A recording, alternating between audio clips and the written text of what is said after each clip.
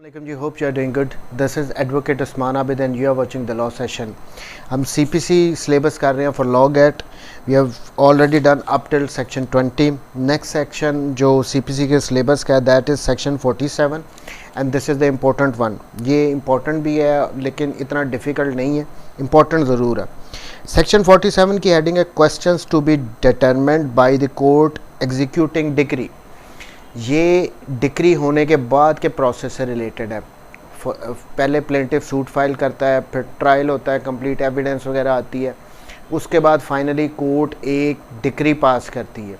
ये उसके बाद का प्रोसेस है. फिर एग्जीक्यूशन उसकी जो डिक्री की वो प्लेंटिफ करवाता है. सो जब इसमें हेडिंग में कहा गया questions to be determined by the court executing decree, यानी किसी भी किस्म के अगर कोई क्वेश्चंस अराइज हो जाते हैं ड्यूरिंग एग्जीक्यूशन प्रोसीडिंग्स, तो यहाँ पे कह रही है कि वो एग्जीक्यूटिंग कोर्ट ने ही डिसाइड करने हैं, उसके लिए कोई सेपरेट सूट नहीं फाइल करना, उसी कोर्ट में एप्लीकेशन देनी है. Section all questions arising between the parties to the suit. पहली बात, जो भी एग्जीक्यूशन प्रोसीडिंग्स के दौरान क्वेश्चंस, जो भी ऑब्जेक्शंस अराइज होनी है वो between the parties of the suit होनी चाहिए. जो सूट में पार्टीज़ थे उन्हीं के दरमियान हो सकती हैं. Party to the suit in which the decree was passed, जिनके बारे में डिक्री पास की गई थी, और देयर रिप्रेजेंटेटिव, यानी पार्टीज़ भी इंक्लूडेड हैं इसमें, उनके दरमियान होना चाहिए, या उनके जो रिप्रेजेंटेटिव्स हैं, इसमें लीगल लेयर्स वगैरह भी आ जाते हैं. And relating to the execution, discharge और सेटिस्फैक्शन ऑफ द डिग्री. और ये जो क्वेश्चंस अराइज होने चाहिए ये या तो डिग्री की एग्जीक्यूशन से रिलेटेड होने चाहिए या उसकी डिस्चार्ज और सेटिस्फैक्शन से रिलेटेड होनी चाहिए. तीन बातें हैं: एग्जीक्यूशन, डिग्री की एग्जीक्यूशन, डिग्री के डिस्चार्ज, या फिर डिग्री की सेटिस्फैक्शन से रिलेटेड कोई भी किस्म के क्वेश्चंस अगर ड्यूरिंग एग्जीक्यूशन प्रोसीडिंग्स अराइज होते हैं बिटवीन द पार्टीज और their representatives, shall be determined by the court executing the decree and not by a separate suit. Clear cut कह दिया कि आपने उनसे रिलेटेड कोई सेपरेट सूट नहीं फाइल कर देना, बल्कि आपने एग्जीक्यूटिंग कोर्ट ही उन क्वेश्चंस को डिसाइड करेगी. आपने वहाँ पे एप्लीकेशन देनी है फॉर योर ऑब्जेक्शंस. ये था मेन सेक्शन 47. मैं इसको दोबारा कर देता हूँ कि किसी भी किस्म के क्वेश्चंस अगर अराइज होते हैं रिगार्डिंग द एग्जीक्यूशन, डिस्चार्ज और satisfaction of the decree between the parties during execution proceedings, तो आपने नया सूट नहीं फाइल करना, आपने उसी कोर्ट में ऑब्जेक्शन पिटीशन रेज करनी है, फाइल करनी है. ये है सेक्शन 47. अब इसका सब सेक्शन 2 कहता है द कोर्ट में subject to any objection as to limitation और जुरिस्डिक्शन ट्रीट. अब यहाँ पे कह दिया है कि ये कोर्ट जो है एग्जीक्यूटिंग जो कोर्ट है, अगर कोई ऑब्जेक्शन रेज की जाती है रिगार्डिंग लिमिटेशन और जुरिस्डिक्शन, भी आपको इख्तियार समाअत ही नहीं है, लिमिटेशन से रिलेटेड कोई किसी भी किस्म का ऑब्जेक्शन फाइल किया जाता है, तो जो कोर्ट है एग्जीक्यूटिंग कोर्ट है जिसमें ये ऑब्जेक्शन रेज किया गया, treat up proceedings under this section as a suit. तो ये जो आप ऑब्जेक्शन पिटीशन वहाँ पे फाइल करोगे एग्जीक्यूटिंग कोर्ट में, कोर्ट इसको as a suit, as a दावा जो है वो ट्रीट करेगी, और a suit as a proceeding, जो ऑब्जेक्शन पिटीशन आप फाइल करोगे उसकी जो प्रोसीडिंग्स होंगी उनको एज ए सूट लेके चलेगी. यानी उनमें कोर्ट के पास ये ऑप्शन होगी कि अगर वो ज़रूरी समझे तो उस ऑब्जेक्शन पिटीशन पे वो इश्यूज़ भी फ्रेम कर सकती है, एविडेंस भी कॉल अप कर सकती है. जहाँ पे मैं दोबारा पढ़ देता हूँ, द कोर्ट में subject to any objection as to limitation और jurisdiction treat a proceedings under this section as a suit. यानी वहाँ पे वो इशू भी फ्रेम कर सकती है एग्जीक्यूटिंग कोर्ट उस ऑब्जेक्शन से रिलेटेड, और एविडेंस भी कॉल कर सकती है, एज ए सूट उसको ट्रीट करेगी. और a suit as a proceedings या फिर अगर कोई सूट किसी ने फाइल कर दिया तो उसको as a proceeding execution proceedings के तौर पे ही वो लेके चलेगी। And may if necessary order payment of any additional court fees, यानी जब जो आप ऑब्जेक्शन पिटीशन फाइल कर रहे हो that will be treated as a suit. तो यहाँ पे कोर्ट के पास ये भी ऑप्शन होगी कि जब उसने ऑब्वियसली एज ए सूट लेके चलना है तो वो एडिशनल कोर्ट फीस भी कह सकते हैं कि आप इस पे लगाएं। अब इसमें सबसेक्शन 3 कहता है where a question arises as to whether any person is or is not representative of a party, यानी क्वेश्चन अगर थर्ड सबसेक्शन में वो कह रहा है कि अगर ये क्वेश्चन आ जाए कि कोई बंदा रिप्रेजेंटेटिव है कि नहीं उस पार्टी का जो मेन सूट में थे, such question shall for the purpose of this section be determined by the court.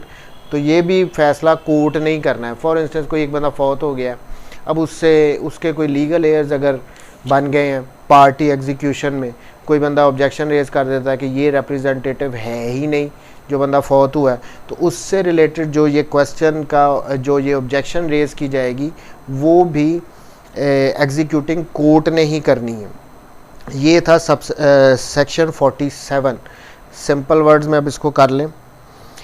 कोई भी किस्म का ऑब्जेक्शन अगर रेज़ किया जाता है during execution proceedings regarding the execution discharge और सेटिस्फेक्शन, इससे रिलेटेड बिटवीन द पार्टीज़, जो पार्टीज़ थे सूट में या उनके रिप्रेजेंटेटिव से रिलेटेड, तो सेपरेट सूट नहीं फाइल करना, आपने एक ऑब्जेक्शन पिटीशन ही फाइल करनी है। ये सेक्शन 47 ने कह दिया। प्लस उसने कहा कि ये जो आप ऑब्जेक्शन पिटीशन फाइल करते हो, कोर्ट इसको एज ए सूट, इसकी प्रोसीडिंग्स को एज ए सूट ट्रीट करेगी। इसमें कोर्ट जो है वो इश्यूज भी फ्रेम कर सकती है, उसके बाद एविडेंस भी कॉल कर सकती है अगर ज़रूरी हो, क्योंकि उसने एज ए सूट ही इसको ट्रीट करना है।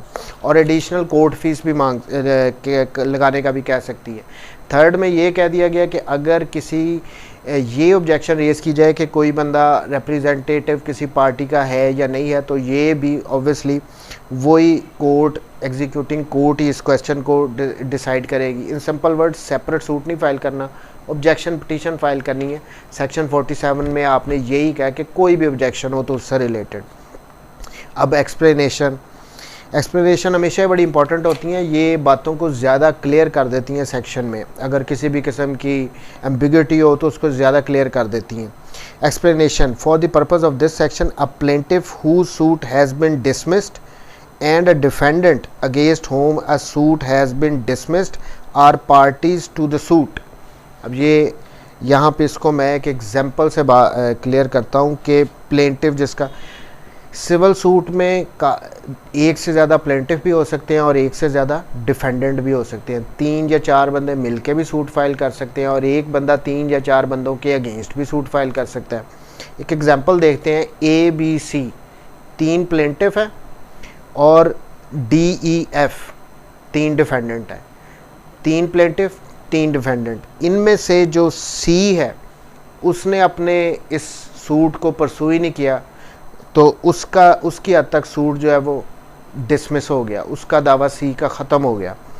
दूसरी तरफ से जो E है उसकी हद तक जो A और B का दावा था वो डिसमिस हो गया, बट D और F की हद तक डिक्री हो गया। सो C की हद तक प्लेंटिफ का, C जो प्लेंटिफ था उसका दावा डिसमिस हो गया, उधर से जो E था उसकी हद तक प्लेंटिफ का दावा जो A और B थे उनका डिसमिस हो गया। तो इस सूरतों में जो C है और E है, C जिसका दावा डिसमिस हुआ था, जिसका सूट डिसमिस हुआ था, और E जिसके अगेंस्ट सूट डिसमिस हुआ था, वो ये कह रहे हैं कि ये भी पार्टीज़ ही कंसिडर होंगे एग्जीक्यूशन प्रोसीडिंग्स में। ये दोनों दो, C का दावा डिसमिस हो गया और E के अगेंस्ट सूट डिसमिस हो गया। इवन देन अगर इनका कोई इंटरेस्ट है, इनकी कोई ऑब्जेक्शन है, तो ये एज अ पार्टी ही कंसिडर होंगे एग्जीक्यूशन प्रोसीडिंग्स में। अगेन पढ़ लेते हैं।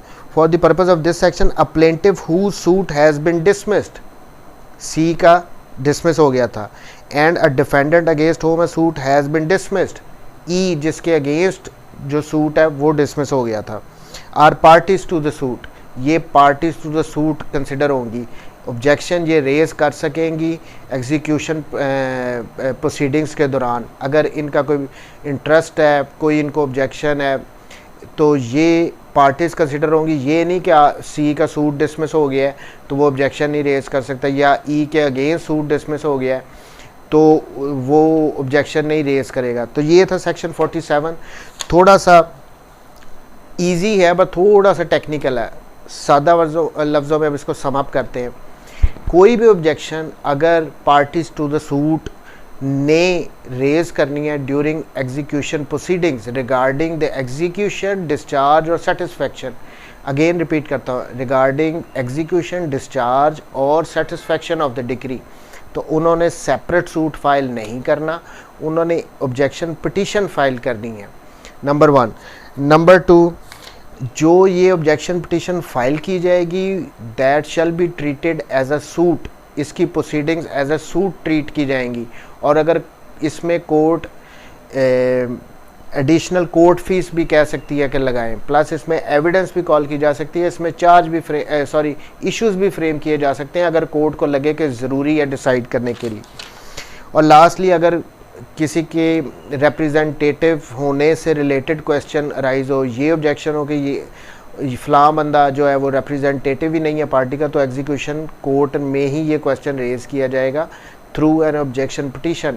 और लास्टली, जो अगर किसी प्लेंटिफ का सूट डिसमिस हो गया हो या किसी डिफेंडेंट के अगेंस्ट सूट डिसमिस हो गया हो, तो वो दोनों एग्जीक्यूशन पिटीशन से रिलेटेड पार्टीज कंसिडर किए जाएंगे, वो ऑब्जेक्शन फाइल कर सकेंगे। ये था सेक्शन 47। सेक्शन 47 अगेन, अब इसमें अगर क्वेश्चन आ जाए तो ये एग्जीक्यूशन ऑफ डिक्री से रिलेटेड है।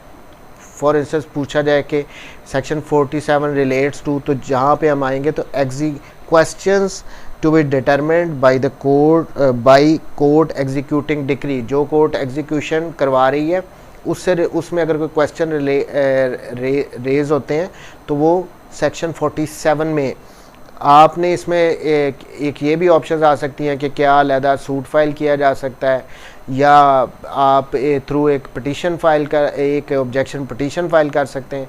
तो 47 याद रखना है, हमेशा ऑब्जेक्शन पिटीशन फाइल करनी है। फिर इसमें यह भी पूछा जा सकता है कि क्या एक एडिशनल कोर्ट फीस लगवाई जा सकती है या नहीं, तो ऑब्वियसली एडिशनल कोर्ट फीस लगवाई जा सकती है। अब इसमें एक दो बातें मैं और कर दूं, जो कोई भी ऑर्डर एग्जीक्यूटिंग कोर्ट पास करेगी, जो भी ऑब्जेक्शन पिटीशन पे फाइल करेगी, वो ऑर्डर अपीलेबल होगा, ये याद रखना है। अब वो ये भी पूछ सकता है अपीलेबल है या नहीं है।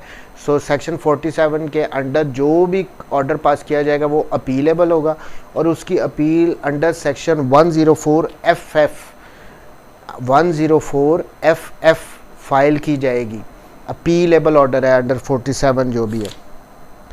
तो ये था section 47। I hope I have cleared everything. Thank you very much जी, टेक केयर, अल्लाह हाफ़िज़।